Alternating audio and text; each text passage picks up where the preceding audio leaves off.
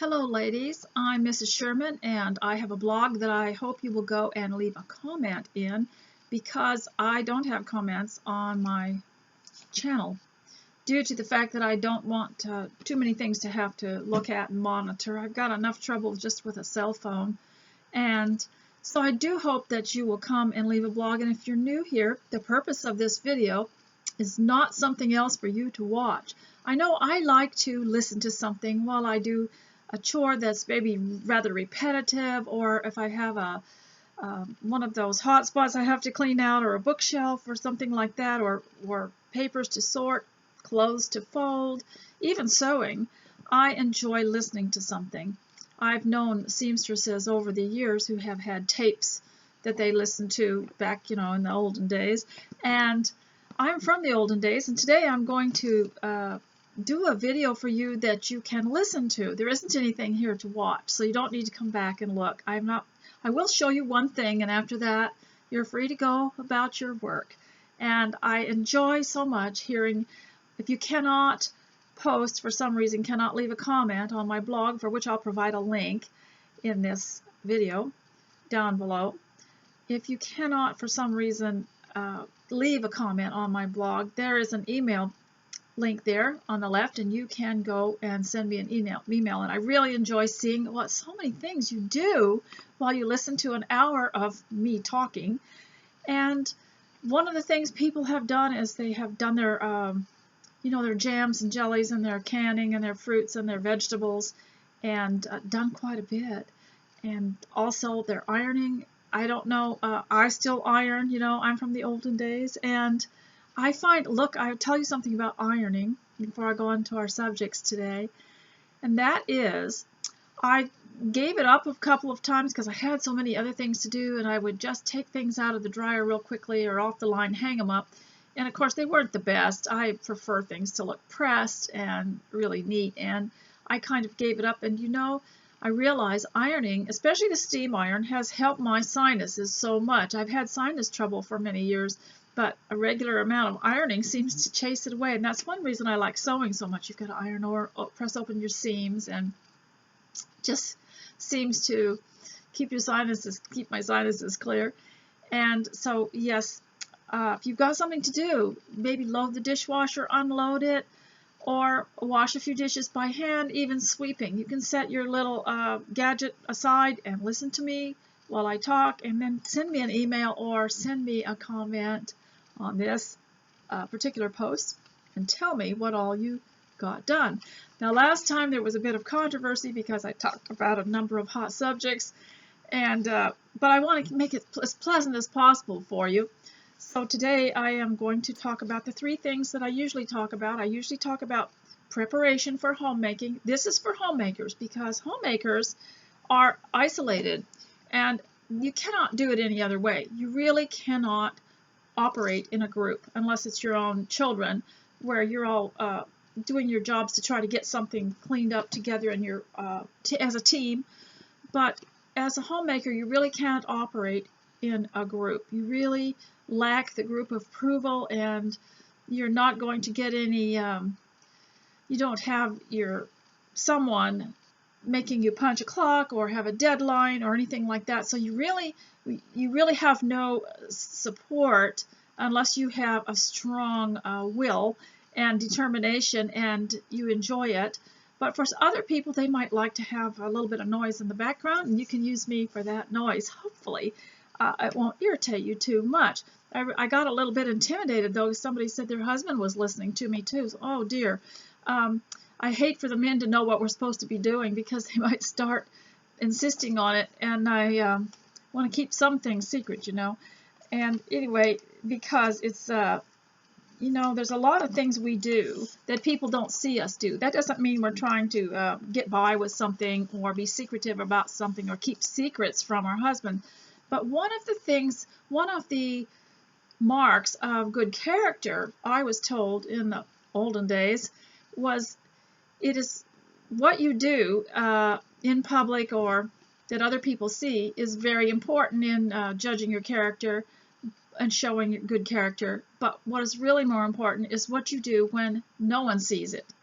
And so today I'm going to suggest you do some things that no one sees, and try to get some kind of reinforcement from just what you do yourself without the group approval. We have no group approval. We're very isolated. Even in a neighborhood, we're very isolated because our work, our kitchens are usually fairly small, and we just couldn't stand a group around us. And I've noticed lately, because I've had more of a social life, that I can't get anything done, with too many things going on. We have to go places, we have to do things, and the social things that we do mean that that's less time at home, and I'm more content at home. So today I'm going to talk about how you can prepare. So we do it 3 sections: preparation, and then your actual work, and then people. And I like that last part. It's the fun part, because we always deal with people. We're working around our families, we're working around people, or there are people that might challenge us or try to slow us down, or and today I'm going to talk about a very important aspect regarding the home in the section on your work at home. Now, I wanted to show you today, I'm wearing a plaid shirt because it's I've been doing some outdoor work, and this is one of the shirts that I picked out that was made of rayon, that as I told you, it's more of a natural fiber, and it looks like a coat that I liked that one of the royals wore, one of the young royals in Europe wore, and I'll show a picture of that on my blog so you can see what I'm really looking for is that fabric. I'd love to make something out of that fabric. That fabric from that coat, that royal coat, doesn't have the dark blue. That has more of a light blue in these areas here. So today, to go with, I have a teacup that has a bit of red in it, because there's a red stripe here, which you probably can't see, but this was the closest I could get for something that would go with this particular shirt. So here, and I want to promote these teacups, and I told you in a video before how you have to choose these carefully. Don't just go into Goodwill or an antique store and pick out a pretty teacup. You have to look at the top, run your finger around the top. If you feel any roughness, any rough edges, or if the finish and the surface, the part that you drink out of, is gone and all you feel is the roughness and the bone of the teacup, don't buy the teacup unless you're just collecting something pretty. You can do a number of things with old teacups that have a crack in them, or broken, or are rough and worn off. You can use them for a little, you can put some styrofoam in them and make a little bouquet out of silk flowers. You can use them to put gifts in. You can also crush them or use them, I don't know if you crush them or what, but you break them and use them for ceramics, for making a mosaic tabletop or backsplash on your kitchen cabinet. There are other things that you can do with these, but I would personally, most houses, my houses especially that I've lived in, they are too small to have a collection. So everything that I have in my china cabinet is useful. It has to be used, and I go through it every now and then and cull out some things which I feel have just gotten a little too worn. And this is from Royal Standard it's called Red Velvet. Isn't that pretty? It's called Red Velvet. So I would think this would have been made in the 60s or 70s, probably. It feels, the saucer feels rather heavy, like there's more clay in it than normal. And the cup, but they're just absolutely beautiful. And look, there's the little rose on the inside. I always thought that was more amusing and entertaining at a tea party. As you drink your tea, you've got a flower on the inside to look at. I'm easily pleased. Then I have another cup to show you, which I got at Home Goods. Now, Home Goods here is the same as the Reject store in Australia and other similar stores. It's new products, but they're maybe slightly flawed, or for some reason did not sell in somebody else's merchandise, and that the stores bought it. So I don't know what this is called, but it looks very colonial. I love this teacup. It's white, and it's called Eileen's Reserve.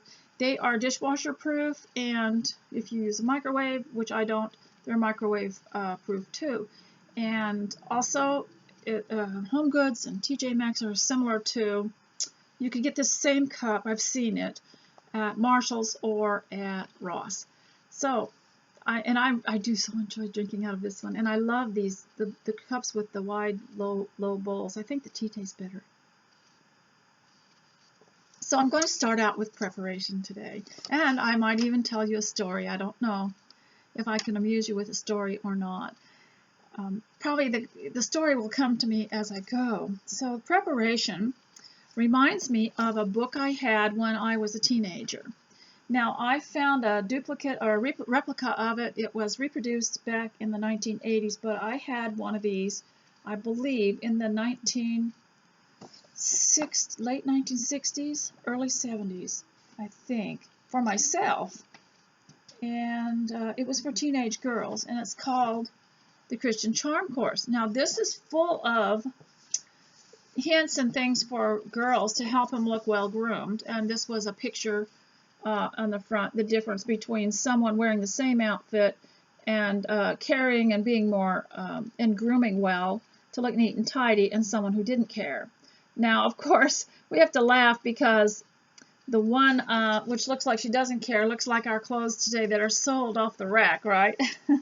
Anyway, they have a personal grooming chart on one side that gives the girls this schedule so they can get in the habit. And what we used to do is copy these off on a copy machine, or in those days, in the olden days, they were Xerox machines. And we also had, and I still have, you know, I was going to tell you what I lived before. I lived before the copy machine. But see, things happen so fast. You don't have to be very old to have lived before something. Everything's invented so rapidly these days. So, for instance, in this book, and it's called Christian Charm Course by Emily Hunter. So you might want to write that down. And they have a list here for young girls, and it would do us all good to take this course ourselves. If you cannot get this on eBay or Etsy, it also comes in the teacher's manual, which is the same thing, only a little bit extra in it. I would suggest you buy them up and use them for yourself and for teaching. And what I have done is just bought one and then copied the pages if I had to hand it out to somebody, or if I wanted to use it myself, I would fill out a page that was already copied instead of copying in the book. Okay, ladies, so it says daily AM, and this is where I try to emphasize this to ladies today. Please look in the mirror, the full-length mirror, when you get ready for your day at home, because first of all, invariably, you're going to get called out. You may end up in public, or someone coming to the door. You need to know what you look like from behind and from the front, and they really suggest that, to look at yourself from behind to see what kind of image you're leaving as you walk away from people. And that's why I think it's so important to be modest and to be covered, because even if you've gained a little weight, the immodest clothing clings to every unwanted, unsightly roll of extra weight that you have, and it's better to have something smooth and flowing over you to cover everything and not emphasize any weight gain or overweight. I think it's so important. So they asked a question here, your daily checklist for your clothing. Is your skirt wrinkled? Are the seams crooked? Slip dangling? Straps showing? Oh my goodness, are you tired of it yet? Hasn't this been going on since the 1980s? What is it now? Has it been 40 or 50 years that we have put up with women showing their underwear straps, or they're made on purpose on the shirts? Getting a bit tired of it. I think it's time for that to go, don't you? So straps showing, and it says stockings wrinkled, zipper unzipped, belt twisted, skirt off center, straps showing, lining sagging. You know, that happens sometimes. The lining on a skirt or a jacket or something will start to come undone and kind of sag below. I've had to stitch those up a time or two. Rips or tears, seams open, spots or stains, loose buttons, lengths and hairs. Okay, and then they also have, now see, this would be good for adults too, even us old ladies from the olden days. They have a plan ahead checklist here. Do I know what I will wear in the morning? Now, if you haven't joined Fly Lady, you can at least, that comes in your email for free. You can at least go over to her site and look at the schedule that she suggests, and it can be very helpful because she starts out with your appearance. Now that's from the old Sidetracked Home Executives book, where a couple of sisters got to where they needed to meet every week and figure out how they were going to get more organized and what would work the best, and they wrote a book about it, which was very good. And so Fly Lady has picked that up and run with it and done a very good job. And she says at night before you go to bed, put out a clean dish towel in your kitchen after you clean your kitchen up, and lay out your clothes for the next day. Now we used to do that, didn't we, in the olden days? Well then, as time has gone by, people get up and they're just on the fly and they just grab something, or maybe they don't, maybe they just sleep and they just go out with whatever they've got on. And so she says, do I know what I will wear in the morning? Have I chosen coordinating separates? And I have a problem with separates.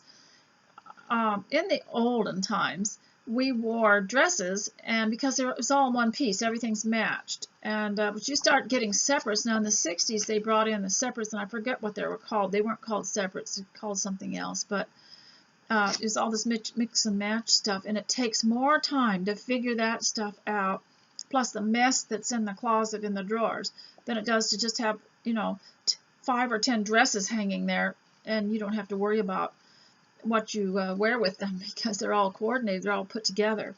So, but have I chosen separates? If you've got a daughter, you need to train her how to choose separates so that they work together, like what kind of a blouse goes with a certain kind of skirt, what colors go together. Otherwise you're going to go around looking like a clown. And I'm saying that the older people need it, the elderly women especially need it too. We have a big problem that the generation in their 70s and 80s just kind of got so casual to where they don't care. They're very rare to see. Oh, my husband used to work at the airport, and he says very rare to see a woman, older woman, with her hair done and her her clothing looking coordinated and looked feminine and trim. And today we're going to talk a little bit about the waistline. I don't want to make anybody upset or to feel bad. And then again, I'm going to stop showing you this because I want you to work now. Just get something done. Have I laid out my shoes and my handbag? Have I laid out everything that I need? And is the slip the right style and length for my dress? Now, I've noticed that people have given up wearing slips. You can do that if the clothing is dark enough that you can't see through it, but you will need a slip. And they've stopped selling them. Someplace you kind of have to get them online or from catalogs. And the half slip was to provide a barrier so you couldn't see through your dress. And of course now today everybody's so casual, nobody even cares. And so, but we do need to get back to caring. And getting ready and getting prepared for your day, getting your hair fixed and everything is so worth it if you're a homemaker, because it shows that that your job has dignity and it has worth. And if you don't, I guarantee you, it's like Murphy's Law. The minute you decide you're just going to lay around all day and just not worry about anything, and you don't decide you're not going to get dressed that day, and that's a big temptation with the homemaker, because they figure, well, they don't have to be anywhere at a certain time, and nobody's coming to see you. That'll be the day somebody knocks on the door, or that'll be the day somebody calls and says, hi, we'll be there in an hour. So that's why I say get up early and get yourself ready. And even if no one sees you, it's amazing how your appearance can make you more productive during the day. So the first thing, I do make a list. And the reason I make a list, it's not a schedule, because if I were to put 9 o'clock to 10 o'clock and 10 o'clock to 11 o'clock and then find out I was lagging behind, I might feel more discouraged. So I don't put a schedule, I just put a list. Now, if some of these things on this list do not get done, I'll just cross out the date and put tomorrow's date and see if I could get more done. So with preparation, I fix myself a little smoothie every morning to drink, which has a few of the nutrients and things that I like, and you can choose what you want. And it also prevents me from snacking and eating things that don't have the food value in them. And we talked about that in my last video about the harm in some of the things we're eating and how that can also make you feel discouraged and tired. So the next thing you need to remember is your appearance.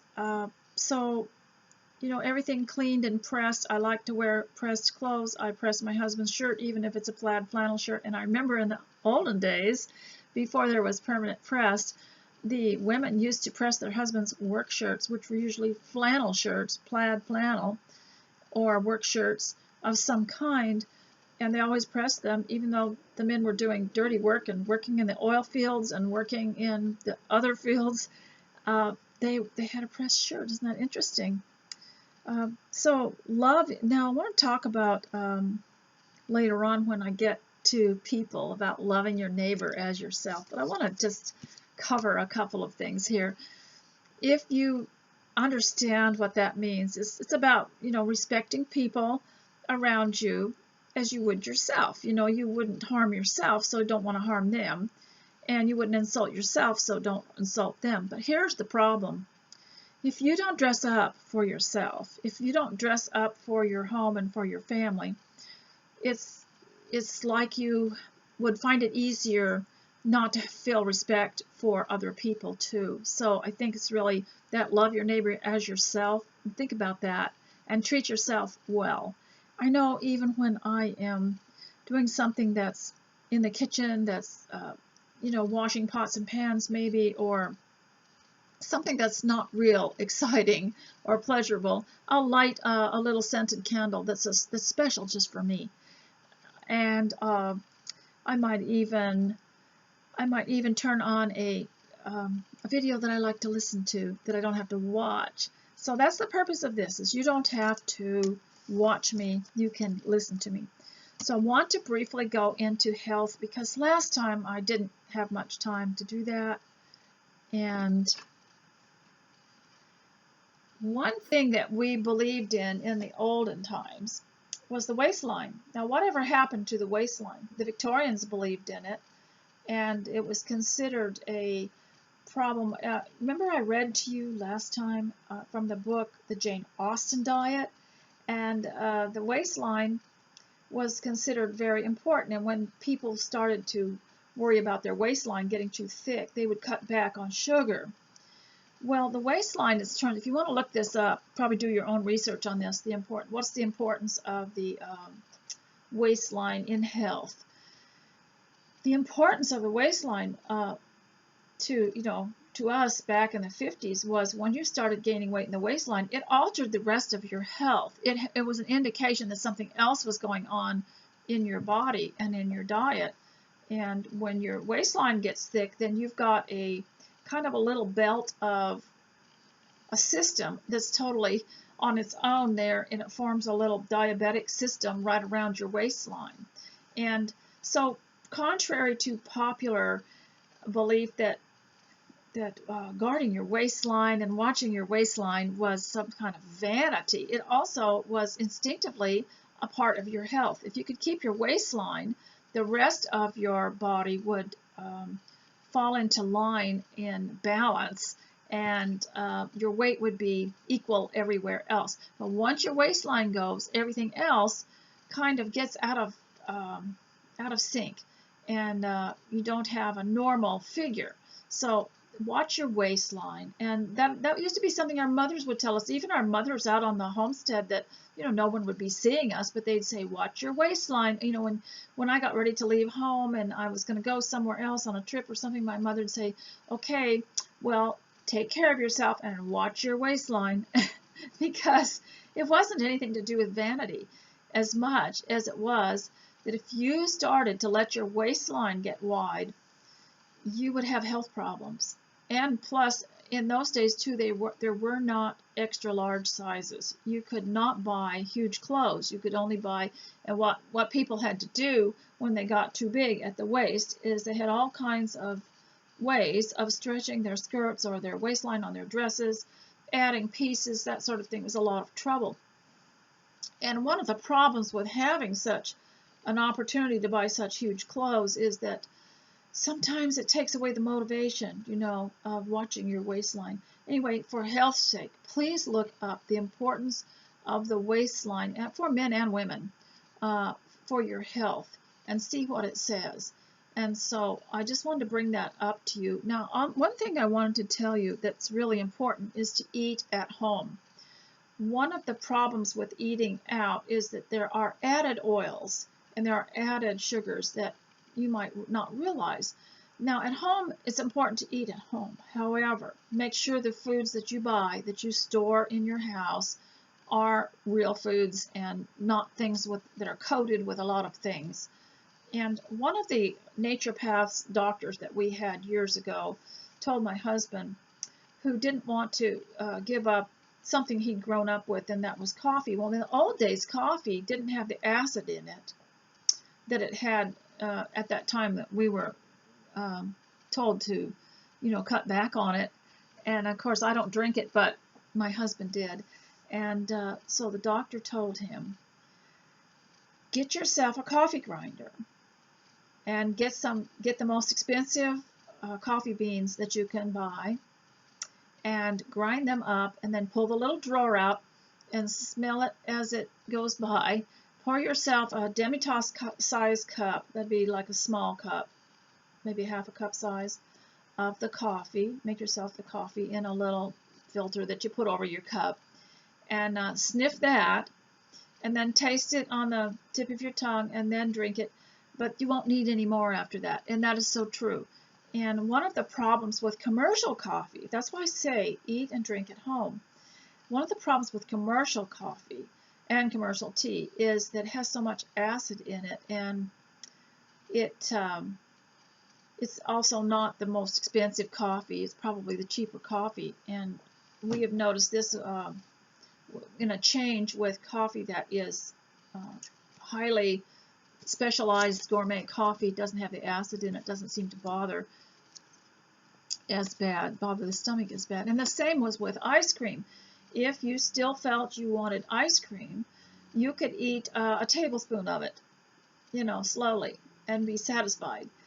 And I know if you get on Pinterest, if you're really wanting to eat something like that, you can get on Pinterest, and there are lots of recipes for just whipping up some cream and adding berries or fruit of some kind, or some kind of flavoring that doesn't have sugar in it, and freezing it. It can be just as pleasurable as ice cream. Now, if you are still eating ice cream, I have a suggestion: buy Blue Bunny vanilla bean ice cream, because it only has about 3 ingredients in it: cream, milk, and I believe eggs, and maybe there's more than that, but just the fewest. Look on all your labels. Anything you buy, the fewer ingredients on it, the better. But if it has a label that's long and you can't pronounce anything on it, don't buy it, because that's adding to the problem with your waistline. All that stuff seems to gather in your waistline. So now, this is important for the home, because you want to feel worthy, and you want to feel that this is a elegant, professional type job, and it's so different than anything else. It really is something you have to do on your own, and it really is something that you have to be happy with, and you have to be satisfied with your work, and you have to be satisfied and happy with yourself first. And by getting yourself ready, getting prepared, and then the more that you succeed at home, the happier you'll be. So I also wanted to tell you something that I thought was interesting. All the things that I lived before, and I'd like you to make a list of all the things that you lived before these things existed. Okay, I lived before clothes were worn at home, inside out. The seams were always on the inside. Well, in recent decades, seams have been deliberately done on the outside of clothing, and zippers show, whereas before the zippers were always hidden. Everything, the clasps and zippers were always hidden, and seams were on the inside. And anybody that showed up somewhere in public with something inside out was just, it must have been too dark when they were getting dressed. We would tease them, or they must have been very tired.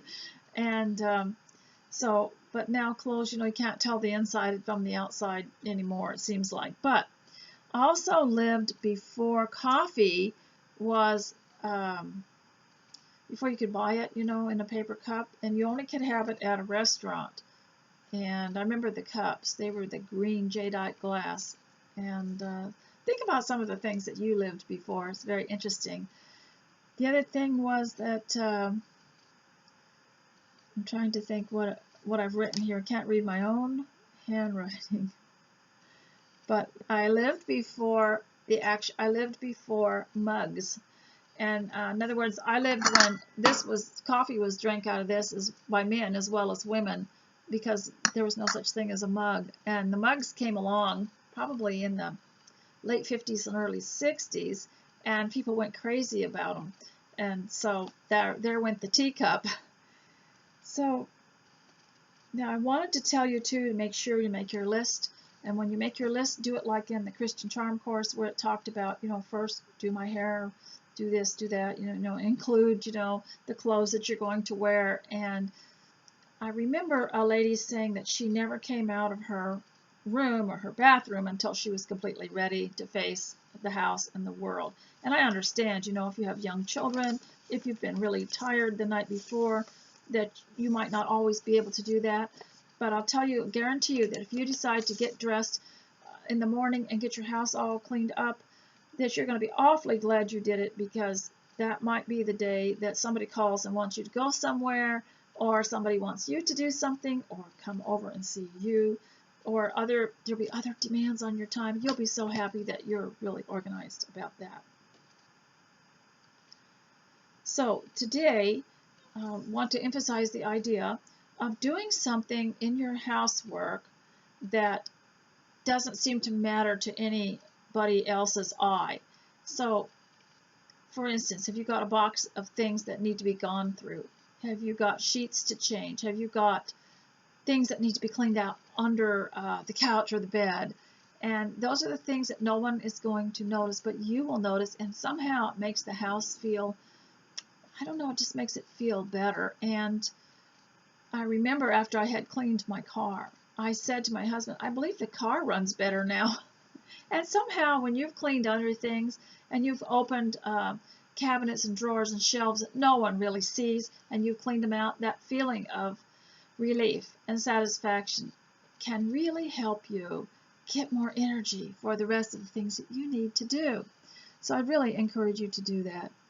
Now, I've been talking for 32 minutes, and I'm not sure I can continue, but I would like to at least go an hour, because I know people get more done in an hour.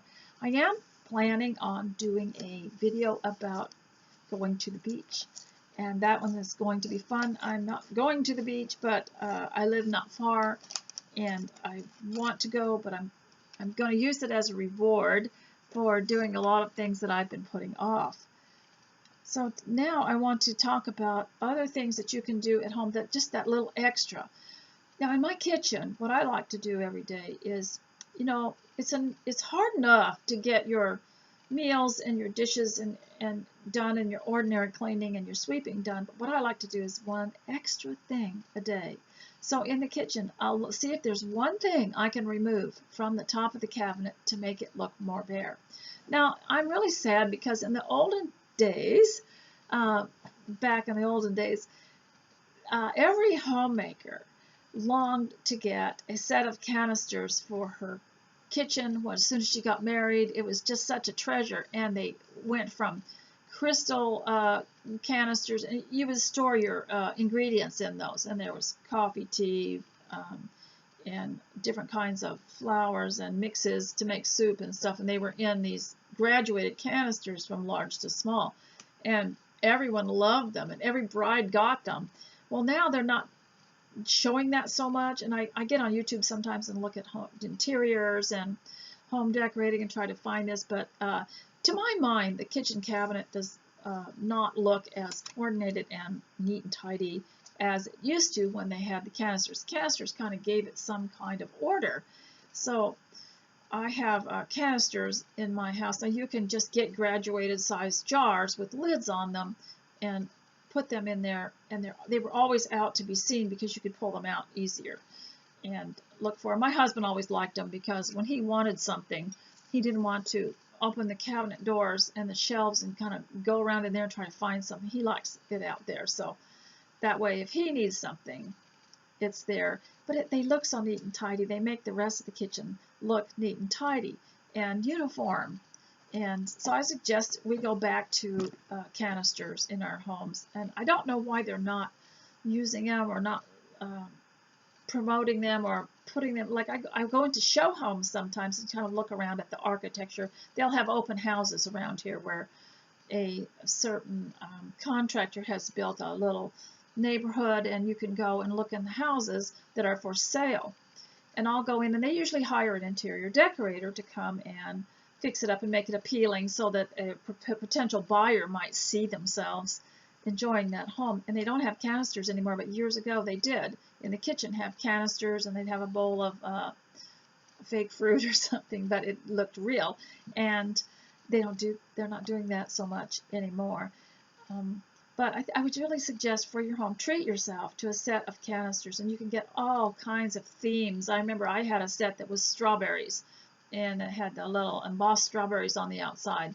And one time I had a set that had, I believe a little scene on them, and you can also get them looking like Victorian houses, the larger one that you store your flour in, and they have the roof is the top that you lift off, and you can. Maybe we could revive this, but I think they're so important. And my children really liked them, and they look at my old canisters and say, I want to have that someday, you know. And so these are things you might want to pass down to your children. So now I want to go on to other people. So I've done preparation, I've done work, and the work is do something that nobody can see. And I believe Fly Lady has this on one of her month schedules. Do something that no one knows about or that isn't actually you can see, because it helps also. Because if you can do that, here's the philosophy behind it, and the actual proof of why this is so important is that if you clean out that drawer that nobody sees, it'll prevent that stuff from eventually getting overloaded, you know, when you add more stuff to it and coming out, and then you've got a mess somewhere else. So you just keep everything. And I heard somebody say one time that inside of shelves and drawers, they leave a blank space. I don't know exactly why, but I think it's a very good idea. And you don't have to cram everything in it. And for those of us who have saved everything since 19 whatever, it's hard. It's really hard. But I think a lot of it is that our parents grew up in the Depression in the 1930s and 40s, and they were born in the 20s, and they were being careful that they wouldn't have to have an expense. So they hang on to an old this or an old that, and I even saw them sometimes mend a hole in a measuring cup with a piece of tape on the bottom, because they didn't want to buy new measuring cups, or they wanted to hang on to the old ones for some reason. So I've got a little bit of that in me, and I'll hang on to something for a long, long time just to prevent the expense of replacing it. Now, somebody asked me the question, and I did promise I would answer it, as to what to do when your husband has lost his living or lost his job, or your income has been lowered for some reason or other, and you're homeschooling and you're living in a small place already. You know, what can you do? And I read online sometimes people giving all kinds of advice of what to do. If you want to be a homemaker, sometimes they'll say you've got to cut down and you've got to do this and you've got to do that, but that's not necessary. They'll even say sell your second car and move in with your sisters and brothers, or you know, go and live in a tent or something like that. But that isn't going to get you ahead. That's going to get you even further behind. And if you sell your second car, especially if it's paid for, you're not likely to get it back very quickly, and the money you get for it isn't even going to be enough for a down payment on another car. And here in the U.S., you can have several cars on the same insurance plan, and it doesn't get any higher if you add another car to it, especially if it's the family car.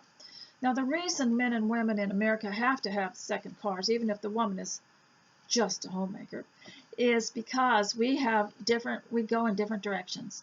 My husband goes to the Chamber of Commerce. He goes to other church functions in the area, other congregations that are doing things for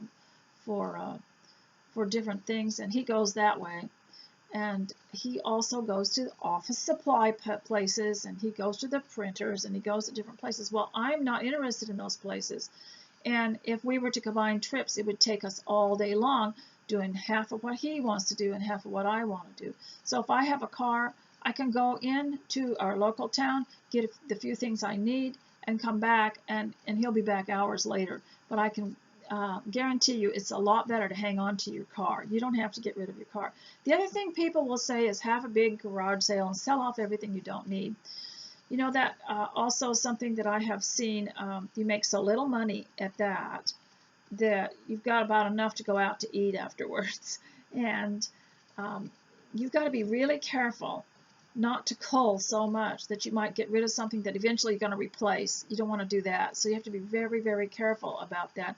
I actually make more money if when I'm trying to get rid of things, I take them down to a place to donate, and they give you this receipt that you can apply to your tax, and you can get $50 back when you get your tax money back. That's if you're doing that. And so to me, it's a lot easier, and I make more money not selling it, but giving it away. So you might want to think about that. The other thing is, don't bundle up all your children's toys and all their special things and try to sell everything off. That's not wise. Don't take your guitar and sell it, and don't take your piano and sell it. Just hang on to everything, because you're not going to get enough for it to get it replaced if you ever decide you want it again. And hang on to everything, and don't panic. And one of the worst things women do when their husbands change jobs or their income is reduced is they panic. And they change their whole lifestyle. They'll stop homeschooling. They'll get a job. The kids will all be off in different directions. And you don't want to panic. Just keep your life the way that it is and do your best. And just wait and see. Something will come up. If you panic and you start to run it and take over, then things might not go the way they're supposed to go. And so that's just my experience and what I've seen. And so everybody has to. I can't tell everybody what to do financially, because everybody's got a different situation, and so that's just the way it is. But you can do what's best for you. And what I'm saying to women who's lost their income, or whose income has changed for some reason or other, and they're trying to be homemakers and trying to homeschool, just go do that. Just be a good homemaker, homeschool. You might have to, one thing I like to do is water down my dish detergent for the dishes, and I put it in a spray bottle, and I'll spray it on my dishes and wash them and then rinse them, and so that you're not using so much of that concentrate. There are just little ways that you can save money. And for example, I've seen people will use great big trash bags, put a little bit of trash in it, and then put it out in the bin. You know, you can fill those, and then you don't have to use so many a month, and you can make your box of trash bags last a lot longer. So that's the thing, is you just see if you can make things last longer. So, and there are probably other things too that you can. Years ago, we would cut off different services that were just luxuries, but I think everybody has to see what's best, what's working best for their family, and do it. So I can't give you a lot of advice about that, except don't do what they say when they make a list of getting rid of your car and getting rid of your whatever, and hang on to your stuff, because it has value, and you might have to buy it again. And so that's just one thing. That's just my personal thing that I have not seen any advantage in at all. Okay. So now I want to go to other people. This is always the fun part, isn't it? Talking about people and some of the idiosyncrasies and some of the things they do. When you become a homemaker, if you're really young, you might enjoy listening to this, and that is, there always seems to be somebody who knows you're home and wants to come and see you or call you up, and can't seem to get anything done, and you want to kind of run on, you're watching your time, and you're trying to get things done. And then and they're not so bad. I like company, so that doesn't bother me as much. And they know that they're just going to have to follow me around. And I think some of them have given up because I'm too fast, and it tires them out just following me around. So I say, oh, I got to do that back bedroom, and off I go. And I say, you just sit there, and I'll just make this bed and do this and everything. And I think they didn't come to watch me do housework. So the other thing I think that is worse is if someone wants to get information out of you. So be careful. It's nice to be friendly with people, isn't it, to have friends? Be careful what you tell them, though, because the situation might change. Maybe you're in a bit of a panic because your income has been reduced. Don't tell it to anybody, because they'll tell it to somebody else and it'll just go all over the place. And then later on, maybe it wasn't true. Maybe it wasn't so bad. Maybe it straightened itself out. And now you've got to tell them that that's not a problem anymore. And so I had to dodge one time a lot of questions. Somebody wanted to know everything about all of us, and how much money we were making, and whether our businesses were going well, and so all I did was say, yes, everything's fine. It's very well, thank you. And it does a lot of good to have watched a lot of the historical type fiction movies, like Jane Austen's stories, and Elizabeth Gaskell, and even Charles Dickens, because some of the pert answers that were given were just so clipped, and didn't say anything rude while it was saying, I'm going to keep this to myself. So I think it's really important not to give out too much information. Don't tell somebody how bad off one of your relatives is and what they're doing and all that, because that could all straighten itself out, and maybe they don't feel that way themselves. I think that's really important.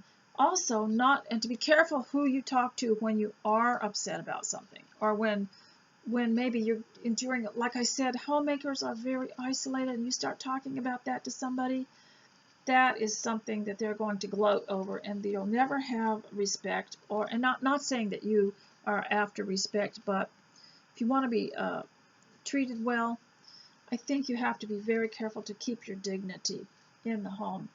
And I was so glad the other day that I had cleaned up my house, because I wasn't expecting anybody, but what I like to do is pretend that it's the next day. Like if it's Monday, I pretend it's already Tuesday, and that I'm a little bit behind. That way I'm really surprised, when the next day comes and all this work has been done. But I was so happy that I went ahead and did it, in spite of the fact that I was ahead, because someone called me and wanted to go somewhere, and it was to a tea room I had never been before. Normally I don't like to get in the car with anybody. I don't like to go with anyone. But it was really worth it to go to this new tea room, which was fun. And I think there should be more tea rooms, because it gives the young people a place to go and huddle close together around all these things that make this nice little noise, and a spoon that stirs around, and all the little gadgets that you use to make tea, and you pour your tea, and just the ceremony, I think, is so important. There needs to be more tea rooms around for young people to go to, and everybody. And it also kind of equalizes all of us, because I noticed in this tea room that we went to, that my friend took me to, that women were there with their daughters, with their granddaughters. There were little kids there. There were older kids. There were young men there too. And some of the men were serving. Some of the older men were serving the tea. So it just kind of equalizes all the generations. That's what I like about it. And you would never say that people under 18 could not go into a tea room like you would in drinking establishments. So that's what's so important about that. Now, we did talk about drinking and alcohol in the last video, so I would really like you to go and watch that and see what I had to say about it. And there are some other sensitive topics that I'd love to talk about, but I feel like Lady Harriet in Wives and Daughters, and she said, well, we'll lose votes. So if you tell the truth, sometimes you're going to lose some votes, and I'll lose some visits, and I'll lose some comments. But I'm thinking about it. I'm thinking about how I can approach some of these subjects, that are a little bit sensitive. So I'd like to hope that you all get something done today, and hope that you do it with joy. And then also stand back and look at every room as you finish it, and just look around. And one of the fun things to do when my kids were younger was, because we were homeschooling, was to go outside, go down to the end of the driveway, come back in, knock on the door, and pretend they were in school. And this is still something that I enjoy after I've cleaned up a room, especially the front room, is to come in the house, go get the mail, come back in the house, and pretend that I'm seeing it for the first time, and that I'm a guest, and just see what it is that draws me in, what it is that pleases me, and what is out of place. And so you need to kind of look at it with the eye of a stranger sometimes, your work. Look back at your work. See, when you're cleaning the kitchen, shine the faucet and clean up all the water around the sink, and make sure that the floor is swept, and look at all these finishing details that make it look good. You know, one thing you might like to do, if you're a young person without children and you can get away and you can do this, you've got the freedom to do this, is go take a training in being a working for, they call it the hospitality business, which would mean a hotel or motel business, and learn how they clean from top to bottom, and from, you know, the front door to around to the right of it, or whatever, and learn all these techniques. Now, they don't always work in the home, but you can pick up quite a bit of, and how they manage their time. You know, how they'll go and do this, and then they'll go and do this while something else is getting done or something, but they don't sit and wait. They move. Also, you might watch how people work in other industries. Get some little experience that, so you know how.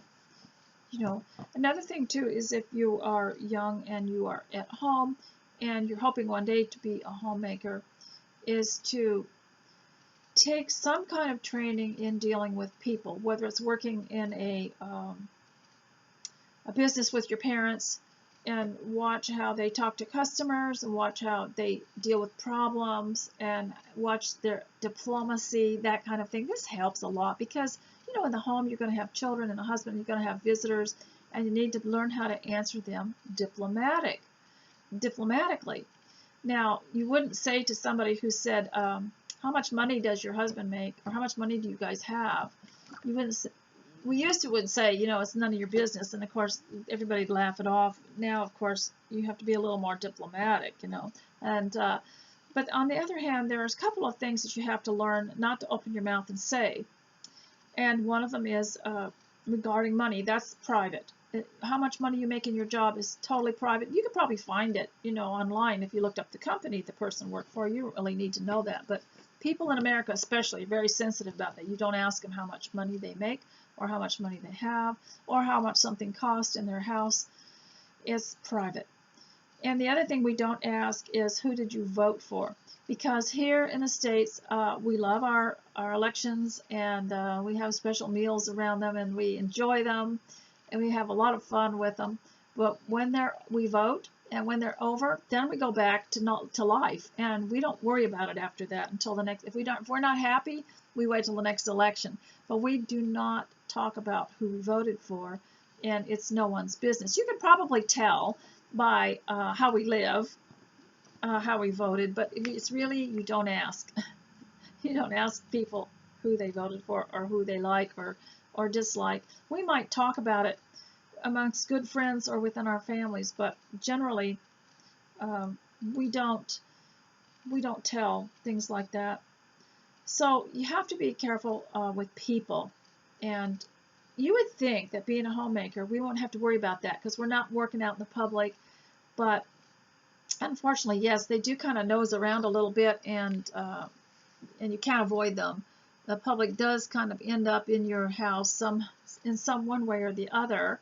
And I think it's also very important to keep the public out by shutting off your television. Now, I don't have a television anymore, because you can get whatever you want to find on the internet anyway. So I don't have a television anymore, and that saves a lot of attitudes coming into your home, and even making you discontent. So I think that's really, really important. And remember Philippians 4:8. whatever's good, whatever's lovely, whatever's of good report, whatever's just. Think on these things. And you know, the first thing an enemy wants to do is, if they want to defeat you, is to defeat your mind, to make you discouraged, to make you unhappy, to make you fearful. So that is why Philippians 4:8 is so important. And whenever you get one of those thoughts, or you start to get into panic mode, substitute one of those things in Philippians 4:8 for that bad thought, for that terrorizing thought, because your mind is the thing that will go first. If your house, if you find that you can't control your house, you might want to look at what's going on in your mind first. And in my house, I live with a house that I call the narcissist, because a narcissist exists to get you upset and not being able to do anything. And every now and then I'll have a room that's just, I can't seem to get at it, and I'll start to gaslight myself. I'll start to narcissize myself, and I'll say to myself, I would like to do such and such, but I can't seem to get past this room. I would like to do more sewing, but that room, you know.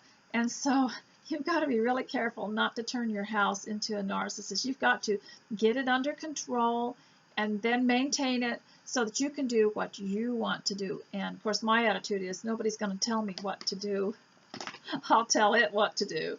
And so don't let your house turn into a narcissist, okay?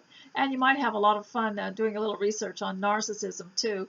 It's the attitude that you can control somebody else by making their mood sour, making them sad, making them think that they're not worth anything.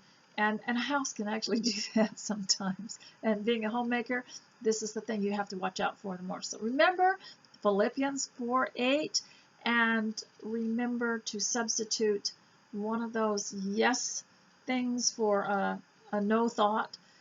And remember always to start your day with prayer and pray throughout the day. And you know what I like to do? I like to make these lists, and then I pray that God would help me to get it done, and that whatever would be His will, that I would be able to get it done. The other thing to do is have a look at Fly Lady and see if you would like, you don't have to get it in your email, but you can go look at her site and find a schedule, and if you have a printer, you can print it off. They're just lovely, and I like to put them in plastic pages. And thanks so much for leaving comments, and for your, especially for your donations. I really, really appreciate that, and for your enthusiasm and your encouragement towards me. And I hope that I have been as much help to you as you are to me. And I'll hopefully see you pretty soon, because I'm planning on doing another video on going to the beach. So I'll talk to you later. Please leave a comment. Thank you. Goodbye.